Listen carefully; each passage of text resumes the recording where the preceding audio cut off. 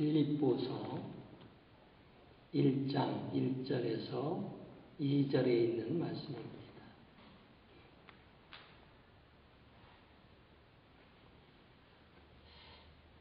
우리 다 함께 한 목소리로 같이 읽도록 하겠습니다. 그리스도 예수의 종 바울과 디모데는 그리스도 예수 안에서 빌립보에 사는 모든 성도와 또는 감독들과 집사들에게 편지하노니 하나님 우리 아버지와 주 예수 그리스도에게로서 은혜와 평강이 너희에게 많을 있을지어다. 아멘. 여러분 반갑습니다. 그리고 또 오늘부터 여러분과 함께 수요 예배에 빌립보서를 공부하게 되어서 개인적으로 저도 하나님 앞에 감사하고 또 이번 빌립보서를 공부하는 동안에 여러분들에게 하나님의 그 풍성한 은혜와 축복이 넘치시기를 바랍니다. 이 빌립보서는 누가 기록했느냐 하면 바로 사도 바울이 기록을 했습니다. 항상 서신서에 보면은 기록자의 성명이 나와 있습니다. 그런데 사도 바울은 자신이 기록했다 이렇게 이야기를 하고 있습니다. 그리고 빌립보서의 특징은 빌립보서는 사도 바울이 여러 권의 책을 썼는데 그 중에서도 옥중에서 책을 썼습니다. 그래서 이것을 옥중서신이라 이렇게 이야기를 합니다. 사도 바울이 이제 복음을 전하다가 감옥에 가게 되지 않았습니까? 이제 어느 감옥에 갔느냐 하면 바로 로마의 감옥에 가서 이제 갇혀 있을 때입니다. 그때 빌립보에 속해 있는 성도들이, 빌립보 교회에 속해 있는 성도들이 사도 바울이 로마 감옥에서 죽을 날을 기다리고 있다는 소식을 들었습니다. 그래서 이제 에바브로디도라는 사람을 로마에까지 파송을 합니다. 이 빌립보는 어디에 있느냐 하면 마케도니아 지경의 첫 성이라 이렇게 이야기를 하고 있습니다. 그래서 이 빌립보에서 로마까지는 상당히 이렇게 먼 길입니다. 그렇지만 빌립보 교인들이 헌금을 해가지고 에바브로디도라는 사람에게 이 헌금을 주어가지고 사도 바울에게 이제 감옥에서 그가 필요한 돈을 쓰게 하고 그리고 이제 감옥에서 또 사도 바울을 돕도록 그렇게 했습니다. 그래서 이제 이 빌립보서 내용을 쭉 읽어보시면 에바브로디도라는 사람의 이름이 여러 번 나옵니다. 그러니까 에바브로디도가 이제 빌립보 교회 소식을 가지고 이제 사도 바울에게 가서 이 빌립보 소식을 전하고 그 헌금을 전하고 이제 했습니다. 그래서 이제 사도 바울이 그 소식을 듣고 이제 편지를 씁니다. 그 편지가 바로 빌립보서입니다. 그래서 에바브로디도 편에 또 이 서신을 다시 빌립보에 돌려보냅니다. 그래서 이제 빌립보서가 탄생하게 되었다는 사실을 아시기를 바랍니다. 그러니까 빌립보서는 사도 바울이 로마의 감옥에서 빌립보 교인들을 생각하고 기록한 서신이다 하는 사실을 아시기를 바랍니다. 그리고 시기는 대개 어느 때냐 하면 AD 한 60년경에 썼을 것이다. 그렇게들 추정을 하고 있습니다. 그래서 사도 바울은 이제 빌립보 교회에게 이 편지를 쓰면서요. 이 빌립보 교회는 4장으로 되어 있는데 빌립보 교회를 편지를 쓰는 주제가 무엇이었느냐 하면은 주 안에서 기뻐하라는 이런 내용입니다. 사실 사도 바울은 감옥에 갇혀 있고요. 또 빌립보 교인들은 사도 바울로 인해서 염려와 근심 속에 있었습니다. 그리고 위로를 받아야 할 사람은 빌립보 교인들이 아니라 사도 바울이었습니다. 그는 감옥에 있었기 때문에 그렇습니다. 이제 처형을 얼마 남지 않은 그런 시기였다고 사람들이 이야기를 하고 있습니다. 그때 이제 사도 바울에게 위로가 필요한 거예요. 그런데도 사도 바울은 빌립보 교인들에게 기뻐하라 이렇게 이야기하는 것을 볼 수가 있습니다. 여기에는 두 가지 의미가 있다고 볼 수 있습니다. 첫째는요, 자기 자신에 대한 것을 간접적으로 표현했다고 볼 수 있습니다. 사도 바울은 복음을 전하다가 이제 순교할 입장에 있습니다. 근데 빌립보 교인들은 근심하고 걱정하는 거거든요. 사도 바울은 빌립보 교인들에게 근심하고 걱정할 일이 아니라 오히려 기뻐하고 감사해야 된다. 왜냐하면 복음을 전하다가 내가 순교당하는 것은 하나님께 영광이 되고 나에게 큰 축복이 되는 것이다. 그리고 또 여러분들이 나를 위해서 후원했기 때문에 그것이 여러분들에게도 축복이 되는 것이다. 그런 의미에서 사도 바울이 기뻐하라는 그렇게 편지를 했을 것이라는 그런 이야기가 있습니다. 또 한 가지는요, 이제 빌립보 교인들을 향한 이야기입니다. 빌립보 교인들이 세상을 살아가면서 여러 가지 어렵고 힘든 일이 많이 있었습니다. 그리고 또 사도 바울이 감옥에 갇혔었기 때문에 여러 가지 염려와 근심과 걱정도 있었습니다. 그런데 사도 바울은 그 빌립보 교인들을 향해서 염려하고 근심하고 걱정하지 말고 오히려 기뻐하라 이렇게 부탁하는 것을 볼 수 있습니다. 왜 기뻐하라고 했을까요? 기뻐하는 것이 바로 하나님의 뜻이고 우리가 기뻐할 때 우리는 이 땅에서 행복한 삶을 살 수가 있고요. 우리가 기뻐하며 살게 될 때 그것이 복음이 증거하는 길이 되기 때문에 그렇습니다. 그래서 사도 바울은 빌립보 교인들에게 주 안에서 항상 기뻐하라 이렇게 이야기하고 있습니다. 사실 우리도 마찬가지입니다. 우리가 신앙생활하면서요. 참 여러 가지 어렵고 힘든 일들도 많이 있습니다. 그럴 때 우리는 어떻게 해야 되겠습니까? 염려하고 근심하고 또 고민하고 할 때가 많이 있습니다. 그러나 성경은 우리에게 이렇게 이야기합니다. 기뻐하라. 우리가 잘 아는 데살로니가전서 5장 17절에서도 보면은 이렇게 이야기하고 있지 않습니까? 항상 기뻐하라. 쉬지 말고 기도하라. 범사에 감사하라. 이는 그리스도 예수 안에서 너희를 향하신 하나님의 뜻이니라. 이렇게 이야기하고 있습니다. 그러니까 우리는 범사에 감사하다는 말은 잘 알고 있습니다. 또 쉬지 말고 기도하라는 말도 잘 알고 있습니다. 그런데 항상 기뻐해야 된다. 이것이 크리스찬의 의무라는 것도 알아야 됩니다. 그래서 참 쉬운 일은 아니죠. 여러 가지 어렵고 힘든 상황에서 우리가 어떻게 항상 기뻐하고 사느냐. 이제 우리는 그렇게 하고 살 수가 있습니다. 그것을 사도 바울이 빌립보 교인들에게 서신을 써서 이제 전하고 있다는 사실을 아시기를 바랍니다. 그래서 저는 개인적으로 우리 교회 속해 있는 모든 성도들이 이 빌립보서를 공부하면서 성도들의 심령에, 가정에, 삶 속에 좀 기쁨이 넘치는 그런 삶을 살았으면 합니다. 우리가 인생은 그렇게 길지도 않습니다. 짧은 인생을 살아가면서 염려하고 근심하고 걱정하고 살면 사탄만 좋아하게 만드는 것입니다. 하나님은 우리가 이 땅에서 기뻐하고 살다가 돌아오기를 원하고 있습니다. 그래서 우리 교회 속해 있는 모든 성도들이 정말로 주 안에서 항상 기뻐하고 사는 그런 복된 성도들이 되어야 될 줄로 믿습니다. 이제 이 빌립보서는 4장으로 되어 있습니다.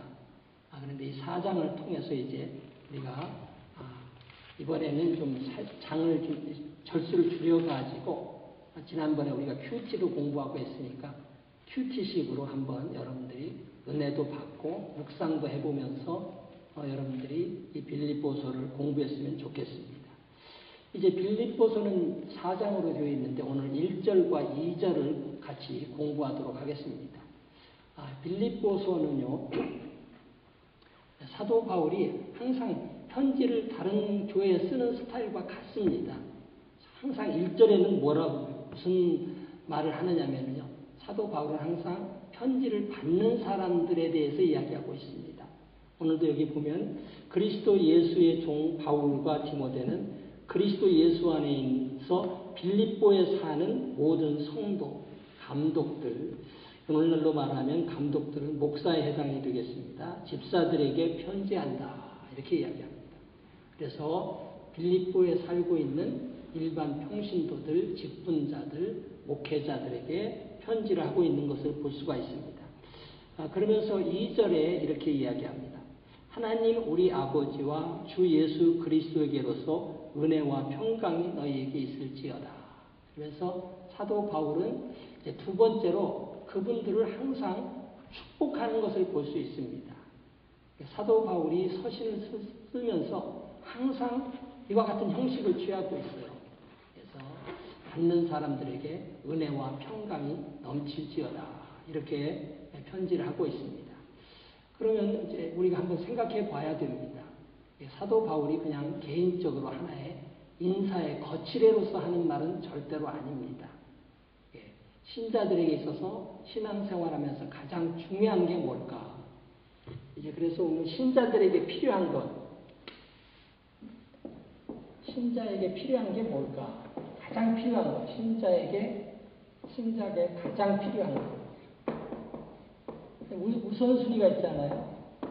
필요한 것이 있는데 사도 바울은 항상 편지를 쓰면서 이 필요한 것을 이야기하고 있어요. 그게 뭐냐면 은혜와 평강이에요.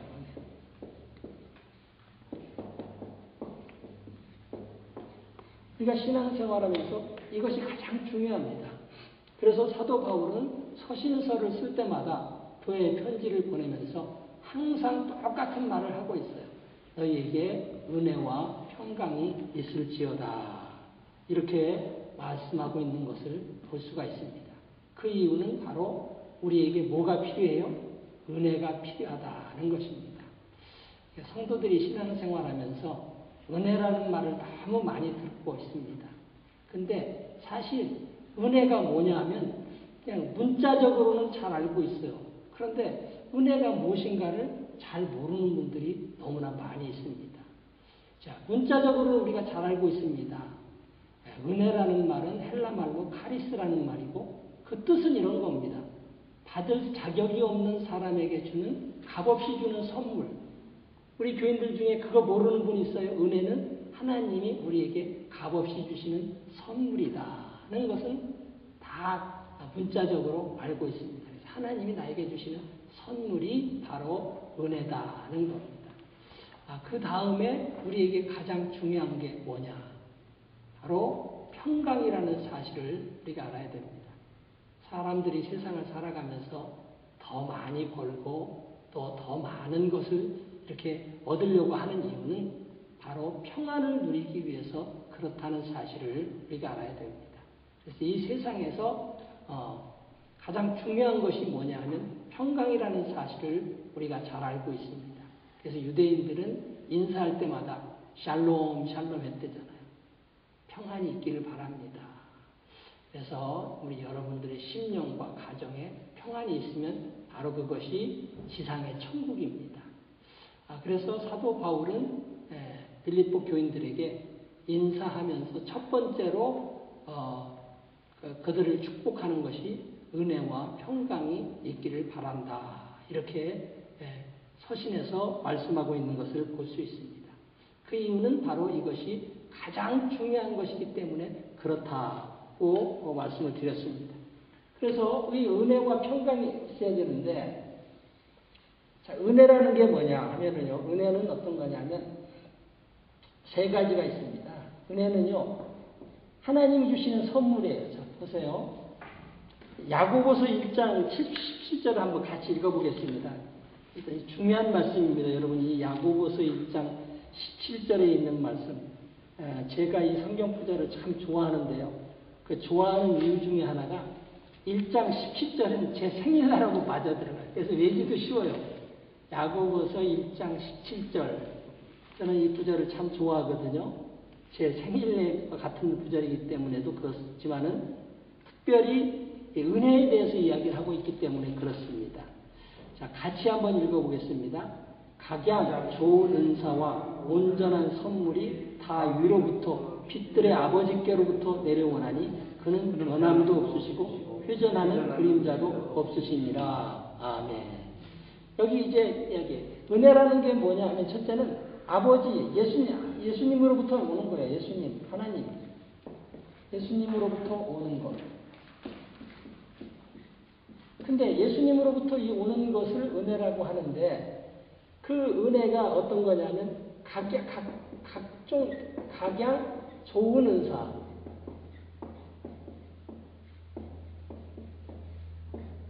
그러니까 예수님으로부터 오지만은 각종 종류가 여러 가지라는 거예요. 거기에 다 좋다는 거예요. 은사라는 말은 선물이라는 그런 뜻입니다.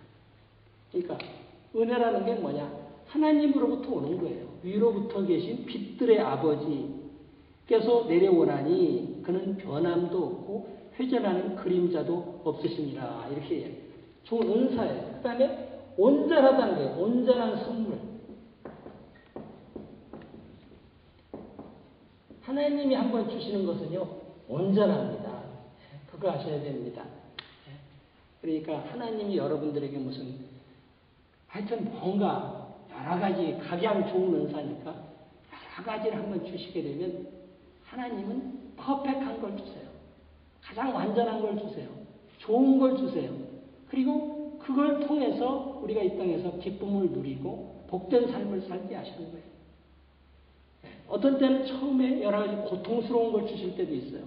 그런데 지나가서 보니까 그 고통이 나에게 가장 중요했고 그것이 필요했고 그것 때문에 내가 성숙했고 그것 때문에 복을 받게 되고 또 그것 때문에 결국 하나님을 영화롭게 하며 사는 그렇게 성도가 되는 것을 볼 수가 있습니다. 그래서 은혜라는 건 여러분들이 꼭 아셔야 돼. 예수님으로부터 오는 건데 각종 좋은 은사, 온전한 선물이라는 거예요.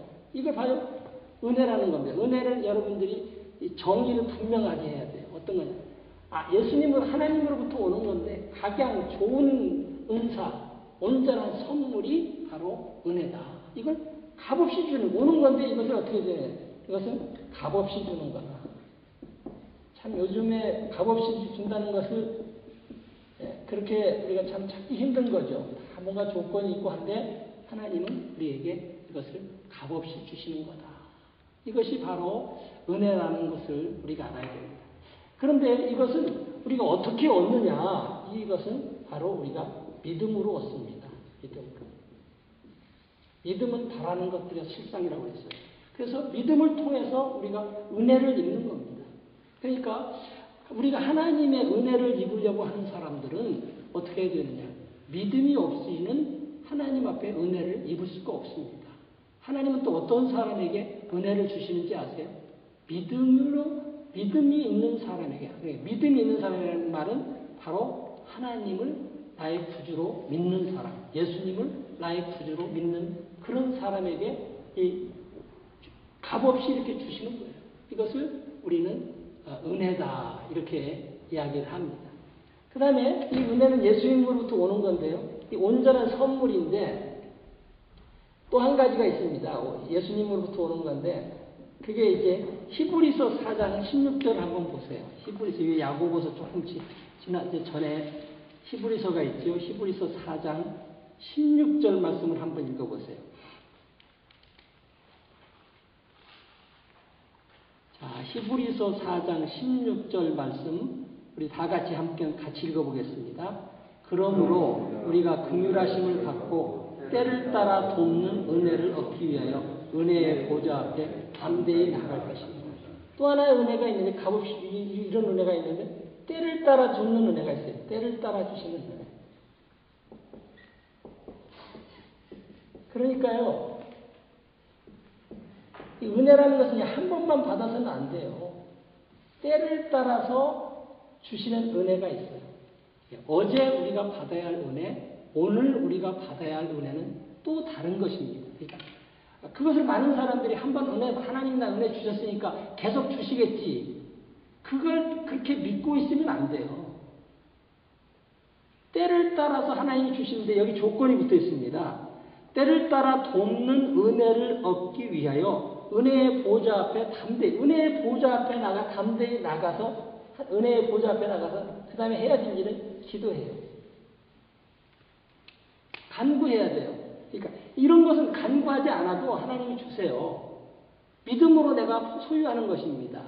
그런데 때를 따라 주시는 은혜는 성경에 어떻게 이야기하고 있느냐? 구하라는 거예요.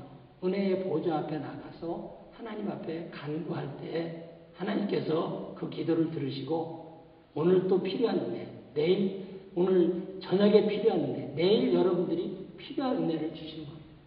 그래서요, 여러분들이 기도하실 때 기도가 시시각각으로 달라야 돼요. 예를 들어서요, 오늘 저녁에 주무실 때 또 기도해야 되지 않겠어요? 저녁에 편안하게 주무셔야 되지 않겠어요? 하나님, 오늘 저녁에도 이 장막을 보혈의 피로 덮어주시고 우리 가족들이 이 장막 안에서 영육간에 편히 쉬게 해주십시오. 그리고 내일 아침에 건강한 몸으로 새로운 날을 맞이하게 해주십시오. 그리고 또 주무시는 거예요. 그게 이제 이 시간에 주시는 은혜예요. 그 다음에 내일 아침에 일어나서 무슨 기도를 해야 되겠습니까? 하나님, 나는 오늘도 하나님의 도움이 필요합니다. 내 사업장에서 좋은 클라이언트들 보내주시고 또 내 직장에서 오늘 사람들과 만나서 일할 때 지혜를 주셔서 맡겨진 일을 잘 감당하게 하시고 또 약한 세대에 살고 있습니다. 하나님 나를 좀 지켜주십시오. 기본적으로 여러분들이 꼭 필요한 은혜가 있어요. 그리고 하나님 오늘도 나에게 선한 목자가 되셔서 내 앞길을 좀 인도해 주십시오. 나는 어린아이 같아서 오늘 앞길을 어떻게 무슨 일이 일어날지 나는 알 수가 없습니다. 하나님 날 좀 도와주세요. 그러면 하나님께서 그 기도를 들으시고 때를 따라서 어떤 은혜를 베풀어 주세요. 이게 굉장히 중요한 거예요. 그래서 저는 항상 기도할 때 이제 이렇게 기도합니다. 이 기도 패턴이 정해져 있어요. 교인들을 위해서 매일 기도하죠. 그때 교인들을 위해서 첫 번째 기도하는 기도 내용이 이거예요. 하나님, 우리 교인 누구에게 은혜와 평강이 있게 해주세요. 가정에. 그 다음에 또 뭘 구하는 거예요? 성령 충만하게 하세요. 믿음을 주세요. 그리고 이 보혈의 피로 덮어주셔서 악한 원수막이 틈타지 못하게 하시고 오늘도 지혜를 주셔서 제가 이 땅에서 좋은 열매 맺게 해주시고 그렇게 기도하는 것은 계속 그것이 나는 가장 좋은 기도라고 봐요. 뭐 하나님 오늘 이 사람이 무슨 내용을 내가 자세히는 모르죠. 그러나 우리 삶 속에 지금 여러 가지 필요한 것이 있는데 사도 바울이 우리에게 요구하고 있는 게 뭐예요? 부탁하고 있는 게 은혜와 평강이 있을지어다. 이게 가장 중요하기 때문에 그래요. 하나님이 은혜로 이렇게 모든 은혜를 주시고 때를 따라 돕는 은혜를 주시면 됐지. 그 다음에 이제 여러분들이 세상 속에서 선한 청지기처럼 삶을 살아가시는 거예요.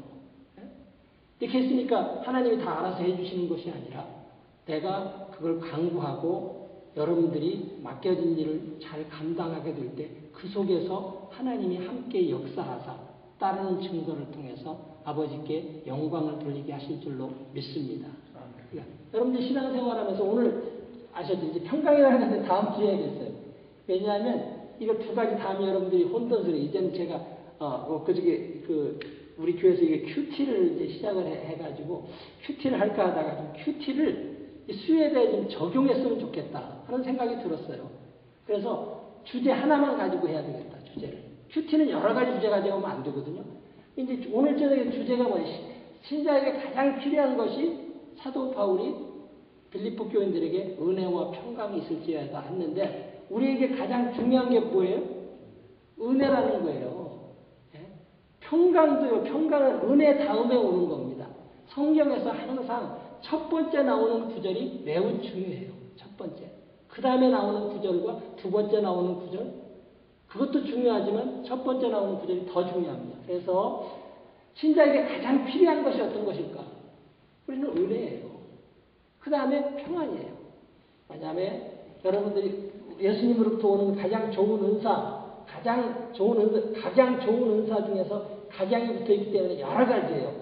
여기에 보면 구원도 있을 것이고요. 하여튼 여러 가지인데 이게 예수님으로부터 값없이 주시는 건데 그걸 우리 교인들이 누리고 살아야 되지 않겠습니까? 그냥 성경의 하나의 지식으로 알면 안 되고요. 여러분들이 그러니까 삶 속에서 적용을 하세요. 은혜와 평이 예수님으로 오는 건데 이번 주에 하나님 내일 나에게 어떤 선물을 주실 것인가 한번 기대해 보시고 하나님이 내게 이런 게 필요한데 하나님 나를 좀 도와주세요 하시고 기도하시면은 하나님께서 여러분들의 기도에 반드시 멸시치 아니하시고 좋은 것으로 응답해 주실 줄로 믿습니다. 그래서 여러분들 신앙생활 하면서 여러분들이 가장 중요한 게 뭔가 은혜라는 겁니다. 은혜라는 말이 너무 요즘 많이 회자되어 있기 때문에 사람들이 은혜를 그냥 소홀히 하는 경우가 많습니다. 그러나 사실상 이렇게 내용으로 보면 이 은혜라는 것은 우리에게 가장 중요한 것이고 가장 필요한 것이고 그 은혜가 있어야만 여러분들이 이 세상에서 맡겨진 사명들을 잘 감당하는 거예요. 성경에서 성공한 사람들은요, 다 하나님의 은혜를 입은 사람들입니다. 대신 또 성경에서 하나님을 거절하고 하나님 나라를 망친 사람들은 어떤 사람인지 아세요? 은혜를 받지 못한 사람들이에요. 그래서 자기 뜻대로 하는 거예요. 은혜를 받으면은요, 자기 뜻대로 할 수가 없어요. 하나님이 도와주시고 하나님의 그 전능하신 손길 속에서 내가 있다는 걸 아는데 내가 어떻게 내 마음대로 살 수가 있습니까? 그래서 하나님의 은혜의 강력줄기를 따라서 살게 되면은 바로 우리는 이 땅에서 풍성한 축복된 삶을 살게 된다는 사실을 꼭 잊지 마시고 오늘 수예배에 참석하신 모든 분들 이 은혜를 넘치게 받는 그런 복된 성도님들 되시기를 바랍니다. 기도하겠습니다.